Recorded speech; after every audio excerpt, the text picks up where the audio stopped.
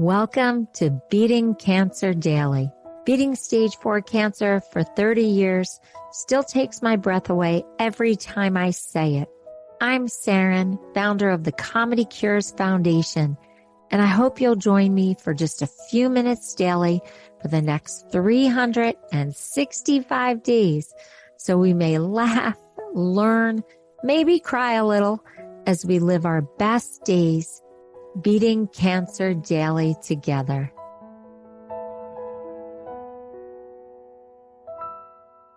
This is very unusual because usually you record a podcast and then the podcast is over and then you meet up with your guest another time if you're going to record another episode.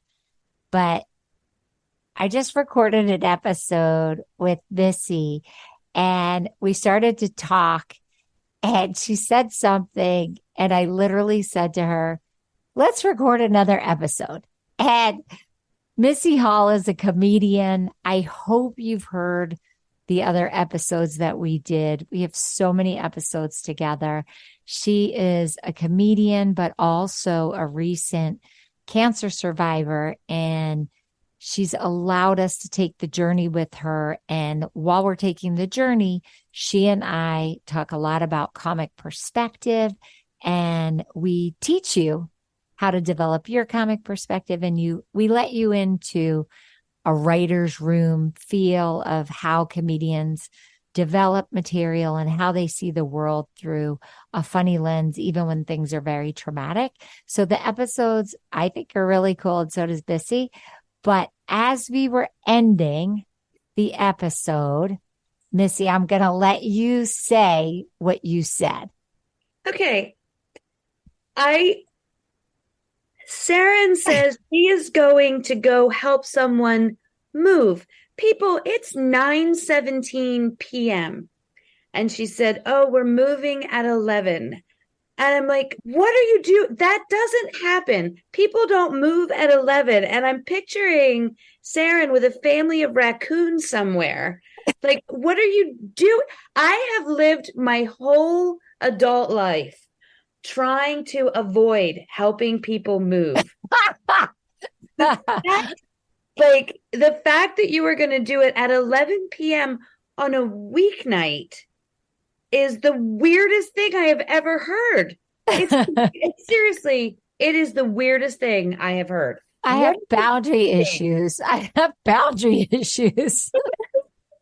middle of the night, like you should have an attorney ready just in case you get picked up. Like, what are you doing? Well, there's a lot of reasons. But the funny thing is, if you've never heard me speak before about being a stage 4 cancer survivor, I had so many surgeries. I had 3 surgeries, and I'm not allowed to lift more than Can I stop you right 10 there? pounds with my left arm so I don't get lymphedema. So I'm a one-arm mover. But again, this brings me to my next question. Like, who in your circle of people is like, you know what? I need to move in the middle of the night. Let me call Saranne. She'll be a huge asset. Like 120-pound one-armed mover. It doesn't make any sense. Oh, Lord. That is so funny. That is so funny. Wait, and I'm a grandmother by my stepdaughter, right? Okay. So I'm a one-armed, well, I have 2 arms, but I'm only allowed to move with one. So I'm going to call myself a one-armed, 120-pound grandmother that someone's helping move at 11 o'clock at night. That's funny. How is funny. People said no before they got to you on their So I'm going to tell you why I should actually have a moving company, and I am the most popular person to ask about moving because I have a commercial van. And that cracks a lot of people up because I'm 5'4.5". with a commercial van that seats 15 and can move a lot of stuff. It is literally one of those commercial contractor vans that you Okay. see. I have one of those. Now people go, Saranne, why do you have one of those? Yeah. And I say for two reasons. In 2007 to 2008, there was that big crisis in our economy. And so gas guzzling vans reduced in price. They couldn't get rid of them because gas was like $5, maybe even $6 in some places a gallon. And so they were giving away these vans. And I got the bargain of a century. I can't resist a bargain. And I just always wanted a van because I hated that if I bought a piece of furniture, I bought something large, they charged me like $500 to have a moving company to get that to my house. So I just said, I'm going to get me a bargain. I'm just going to get. So I got this stunning, and it's beautiful. Most people don't have beautiful commercial vans. I got a 15 passenger Ford Econovan for $13,700. Wow. Is that staggering? That's even less than my Hyundai.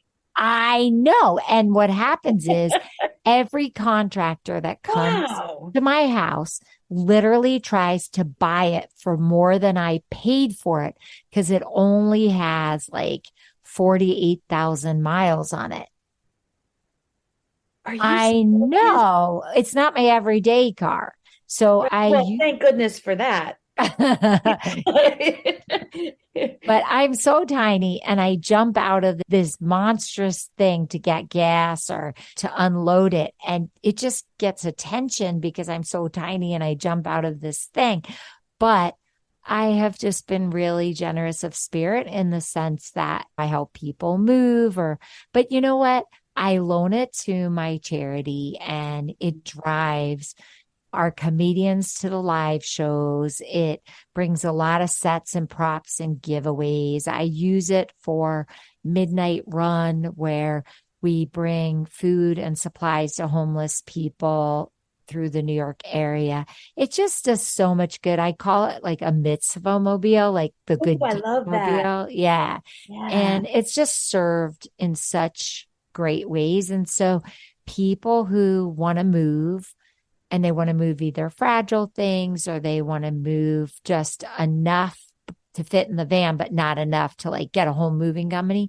They just go, Saranne, can you help me? And so I don't know. I feel like it just monetizes. Well, I don't get paid, but just psychically, it monetizes that van. So yes, I only paid $13,700 for it, but it just continues to do so much good. But why so late at night? Well, because people work, right? And Sure.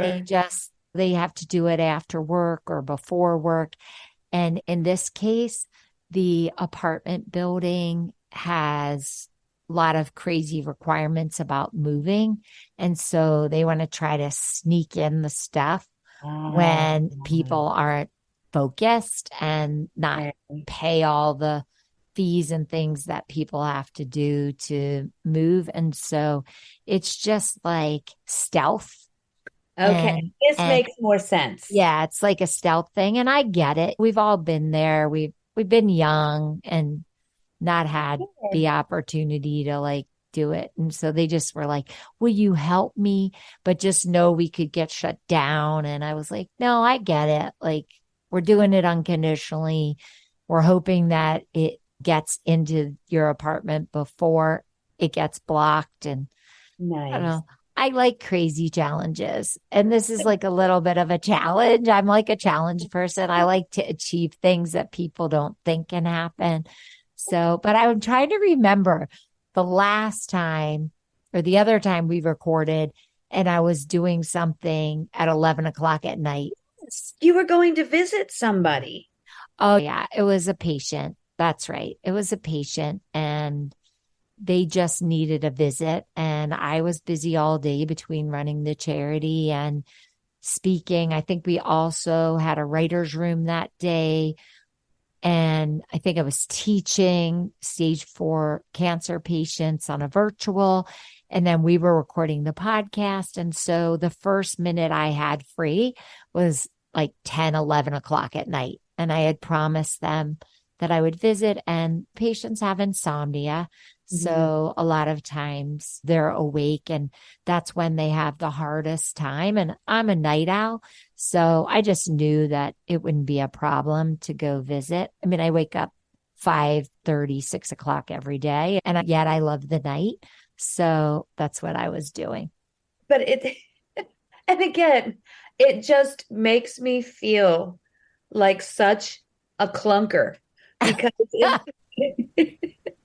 You're not a clunker. I'm just like, I am sorry. You might get people. Missy, can you help me move? No, but here's Sarah's contact information. I know you're having trouble sleeping. I personally will be asleep, but I got this lady you should talk to. I'm sorry. And I think it just makes me laugh because I have a peek into literally how scheduled and busy you are. And the fact that you say, oh, I've got to go help somebody move at 11, and you say it like that's a normal thing. And that's not. I need you to know it's not normal.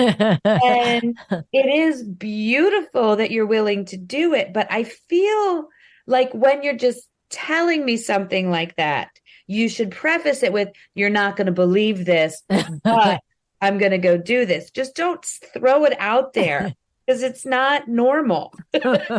My husband reminds me all the time that this is not normal. And he actually says things like, please stop moving people. Right. Please stop visiting people after 7 o'clock at night. Come home. Yes. These are sentences I'm sure he never anticipated saying. But then I always say, I didn't hide any of this. No. You were fully aware. And did you think you were going to change me? Like, Right. I put all this out there. I did not mask any of this. This was my life before. And I guess maybe he thought he would change me, but no, it didn't happen. And I love my husband, but I love being of service. And there are just certain things you just do. You just do them. And let's be clear, I would love to think that if someone around here needed me at that time of night, I know in my heart that I would go. But I love that. But that butt was so big. I would not state it as if it was a normal thing to do. There would be this huge preface. I would nap ahead of time because you've got 87 things before you're leaving to go do this. I would have to have like a prep nap or something. But again, doing this and this being the second time where I'm getting ready to shut down for the night and you're getting ready to wander out into the night. This feels funny to me. It's funny. I started by saying it's a boundary issue. I think if I were shrunk, like if I had a therapist looking at the scenario, the therapist would say that I do have boundary issues and that I should be home with my husband, especially because I like him. So I probably should go into therapy, but it's just, I feel alive when I do things like this. I like Defying Gravity. I love that song from Wicked, Defying Gravity. I play it all the time. And I feel like beating stage 4 cancer, I have defied gravity. And maybe I will get too old to live this kind of life. Or maybe my husband will finally get through to me and I will stop living double lives in a day. But cancer made me feel invincible. Which, And it's not healthy, but it has made me feel invincible. okay. And that's the thing. If that's what's fueling you right now, and then also fueling the activities that you are feeling so drawn to, I think it's beautiful. I think it's wonderful. It's beautiful. I'm going to continue to tease you about it. Well, I'm not a therapist. I can those things you're like, well, if you're not going to have boundaries, it's wonderful that you're getting to do this for other people, right? And it makes me want to joke about the fact that, okay, like secretly pass out her number to everyone because we know, and it is, and I can definitely understand in my heart the fear and what you must have gone through, now feeling like I can go, I can do this. There was a time we thought maybe I wouldn't be able to get it. And of course, I respect it and I love you so much for it. But I think it's silly. I think it is silly that you are leaving to go move in the middle of the night.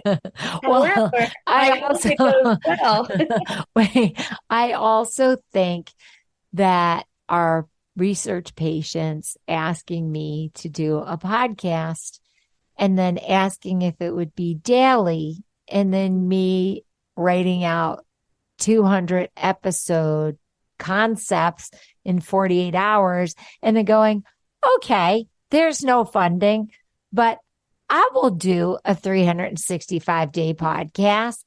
Okay. And then starting it. And now we're over 200 episodes into this crazy thing. I think it's part of it. I think it just goes along with this insane mentality that I have that I can do anything.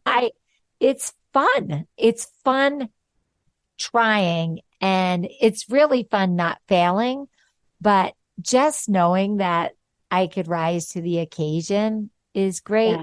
I just think my husband's just like, you are no spring chicken. Like, you are not 20 and surviving stage 4 cancer. And I'm like, I'm not. Like, I feel 20. Yes. Yeah. Oh, and that is weird when somebody has the audacity to bring up your actual number age to you. You're like, what? Yeah. But, and I think that's the thing. And I'm a huge believer in saying yes and then figuring it out. I really am. Well, that's common Yeah. perspective too, Right. because we have to deal with live audience Mm-hmm. and we don't know what they're going to throw at us, whether it's Sure. a heckler or we're inviting that kind of interaction. And at the end of that whole exchange, one, we have to make sure the audience isn't uncomfortable. Right. Two, we have to somehow flip that into funny, even if it's not funny, right? Or something happens. Have you ever had something happen in your audience that was like a medical emergency or something Yes, crazy happen? I did. I did. One time years ago, I was at the Comedy Cabaret and a man fell off a stool and hit his head and he was bleeding and unconscious. And everybody was going. So I didn't think it would be respectful for me to go on with my act at all. But while people were running around, I kind of calmed my demeanor and got on the mic. I was like, okay, guys, I think we should just stay still. If everybody can kind of stay quiet so the paramedics can communicate over the phone, let's play a couple of quiet games. And I made people, I'm like, okay, who's wearing boxers and who's wearing tighty whities? I'm like, tighty whitey people, raise your hand. Boxers people, raise your hands. And then I would do like Netflix or the movie theater. And just, I was on the mic and everybody was respectful then about the noise level, but still had their attention away from the scene. And then when Nice. the man left, we were all able to applaud. And then they asked me to continue my act, and it went very well. Well, that's interesting because you kept control of the energy and Mm-hmm. you kept the focus and you distracted them from what was going on, and so respectful of the person that had the injury. But at the Yes. same time, you used a lot of warm up techniques that Yes. comedians use to warm up a live taping of a show. And You I had made done it that. about them. Oh, so you had the skill Yes. set. I had gotten a couple weeks at CBS doing some warm up. Did you fill in for Dina Blizzard I or filled in for Tracy Locke for the Harry oh, Connick okay. Jr. show. But Dina was the one that trained Tracy, trained me. So it's like kind of this whole little pod. But I yes. know that warm up comedy for television is like a little mafia. Yeah. It's really passed down. You Yeah. brought in it's so interesting. Yeah, because I think Joey Cola may have trained Dina Blizzard. He's like the Probably. godfather Yes. of stand up. But Yes. it's such a cool it's such a cool talent to have audience work and to be able to bring in audience's attention to focus and then make everybody have fun. And wow, that was really smart. That was, I am grateful that it came to me quickly Mhm. because in a situation where everybody's laughing and rambunctious and drinking, and then there's an injury and everybody's all, you want to be respectful of the person who's hurt and the people with that person. We don't know how bad this is. Sure. And we don't want this family to have a memory of an entire audience of people cracking jokes, right? Sure. Yeah, no, Um, fabulous. Part of it comes from being a mom. and I was a middle school I teacher. was just going to say, and Yep. the other part comes from the fact that we were both teachers. Yes. And so that it really comes so naturally. I've had so many incidences, but that's because through the ComedyCures Foundation, we're working with chronically and acutely ill people. I Yeah. have people in hospice, I have people on dialysis, in addition to the healthcare professionals and the frontline workers. But our audience is very ill and sometimes recovering, sometimes survivors, but a lot of times on oxygen, getting chemotherapy while we're performing. I mean, there are so many different scenarios, like when we go to the VA and we do veterans programs at the VA hospital, that's a whole nother level of injury and recovery. There's post-traumatic stress, there's bipolar, so many different scenarios. So I've had so many incidences where we had to actually navigate the comedy, but also an incident or a tragedy. And Mm. one I'm thinking of, it was so unexpected. It was a hospital professional, medical professional event with doctors, and someone had a heart attack in the front row, and I was on stage. Oh And my word. I had to handle someone having a heart attack. There were children there also. And then Oh, I had to get us through that and then get back on stage and then perform. And similar to what you did, because I had kids in the audience and it that's was a very whole, traumatizing. yeah, that's a whole level when there's children and that, oh my goodness. Yeah, yeah, yeah. So that was crazy. But I know when you were talking about what you were doing, I was like, yep, mom, school teacher, Mhm. comedian, it all comes into the mix, all of it. It does. And when you think, when I'm in a situation like that, I'm not thinking about the moment that I'm in. I'm thinking about how it's going to be carried by the people out of the room. I So understand. you think, how can I conduct myself in a way that the people leaving here are going to be okay with what just happened in the room and Sure, how it was handled? You sure, know, like how will the people that were with the sick or injured person feel? How are the other people who paid money to come see their show going to feel? Like, how is it all going to get plugged in? And then, goodness gracious, if you add the whole other level of how is this child going to remember this day forever? Because that's quite a thing. But I You, think this can be applied to anyone listening. It's not just because we're on a stage. You have an opportunity when there is any kind of unusual situation to be the person that kind of nurtures the situation.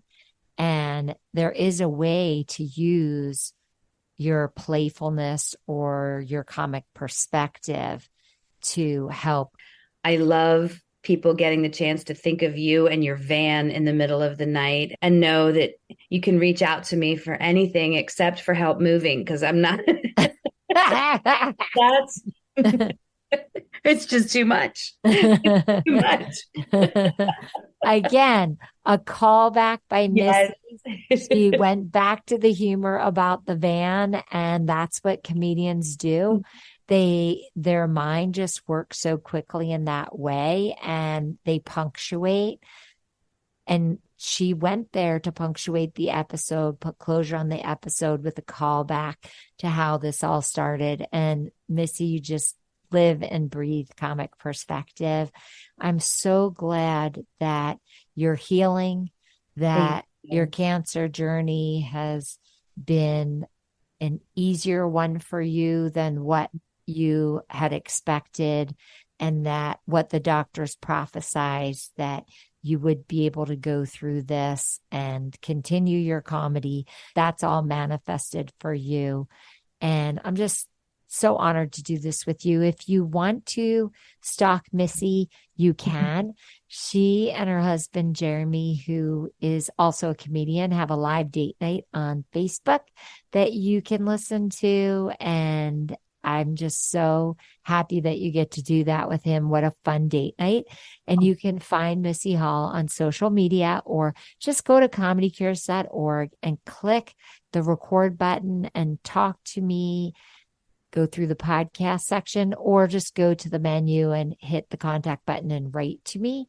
And I will help you find and stalk Missy online. And if you have a way that you are using comic perspective, or you have tips for how I can have better boundaries, call back. There you go. Yep. You can let me know, and I'll hopefully take your advice, and I will share any of your yummy things with Missy. And until we meet with Missy again, thank you, Missy. Thank you. Yep. Thank you. Thank you. And I hope you have a blessed day, and I'll see you tomorrow. If you loved today's episode, then tell the world.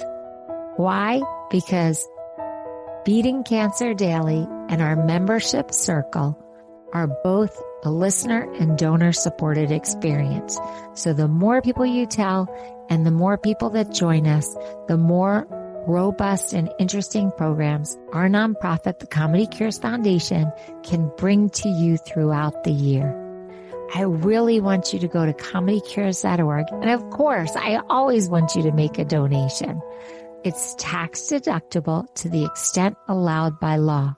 But what's super exciting is not only can you laugh and explore the comedy there, you can look at our membership levels and find the one that's great for you. And if you're feeling a little bit generous, gift one to a chemo brother or sister, or to a caregiver that you just want to help them improve the quality of their day. Thanks so much. See you tomorrow. Guess what time it is? It's time for me to read the disclaimer. Beating Cancer Daily and the membership circle are not in lieu of medical advice or treatment. They are for entertainment purposes only. Please consult your healthcare team to review your best strategy. Thanks for listening.